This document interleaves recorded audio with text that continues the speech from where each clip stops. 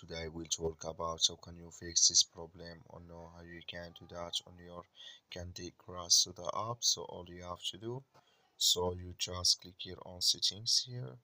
When you just click on settings, it's going to show for you this like this here. So then you go down, just keep going down, click here on apps. Come to apps is here and there you're looking for Candy Crush Soda app. Or just click on search. Then here at Candy Crush Soda app, just click on it. So then it's going to take you to this list. Click on for stop, click on OK. Then you go down, just click on storage here. Come to storage list, just click on clear cache. Then all you have to do, so you just go to your Play Store, click on it here. You search here for Candy Crush Soda app. It's going to show for you like this.